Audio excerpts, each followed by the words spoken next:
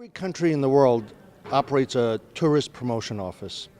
When it comes to competing for international travelers, the U.S.'s $770 billion a year industry is playing catch-up. Other countries have always recognized and supported the role travel plays in their economies. The countries of the European Union spends collectively $800 million per year promoting travel to their countries. Mexico spends $150 million, Australia $113 million, Canada and China about $60 million. The United States have today spent zip, regardless of the political power in the party in power. The mission of the organization called U.S. Travel Association is to increase travel to and within the United States. The head of U.S. Travel Association was usually a political appointee until 2005, when it hired a 34-year veteran of Marriott Hotels, who was Marriott's Senior Vice President, Global Sales, leading Marriott's 10,000-person worldwide staff.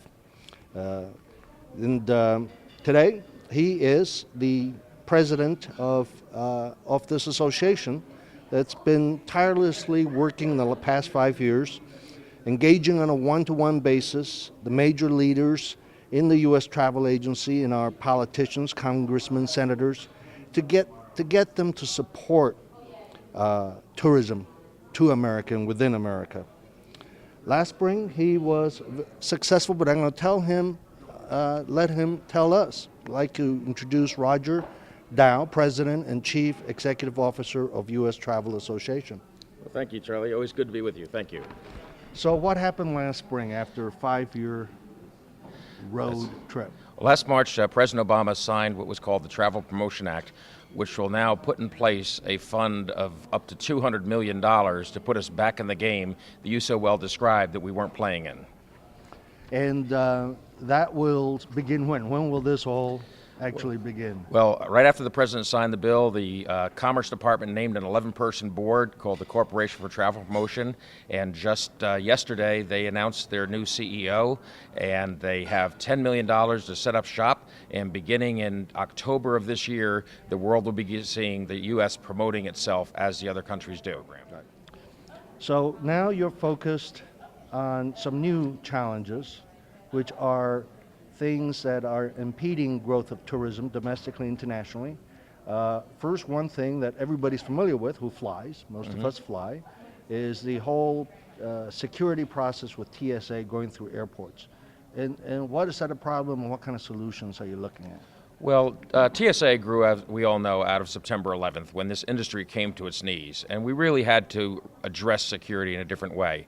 However, during the time since, TSA has grown significantly, while the number of travelers in the past 6 years has stayed about the same.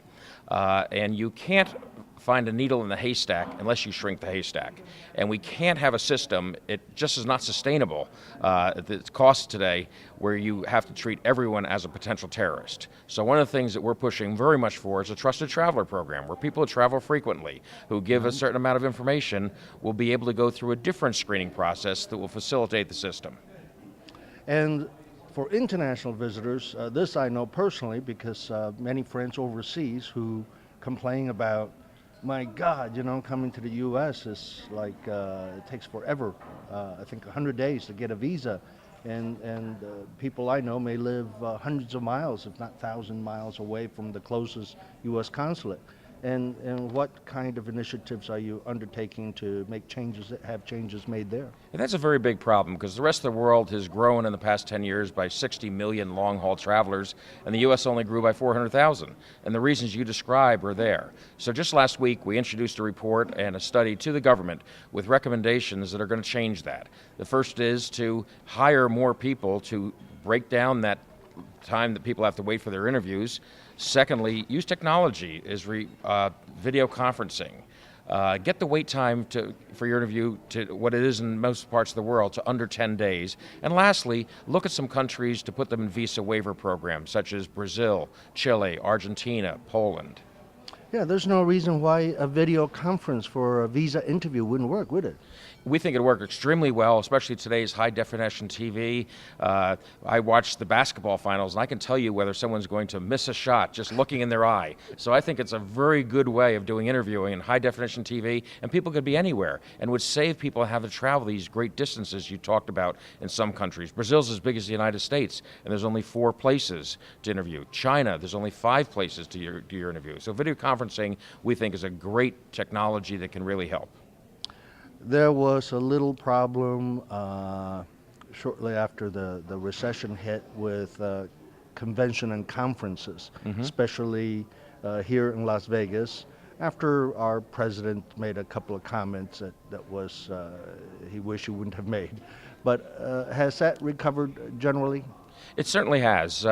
The president certainly didn't mean to harm this industry. He was reflecting on America's anger over some bankers and things like that. But in reality, these meetings in Las Vegas were meetings to grow their business, and that has recovered. The whole industry came together, and we really told the story of why meetings, conventions are part of the economy, why every community is affected by them, why the jobs of America, and that became understood. So that rhetoric quickly was backed off by the media and the governed people, our elected people, but we had a short time problem there that really did hurt, but it certainly has started to recover very well.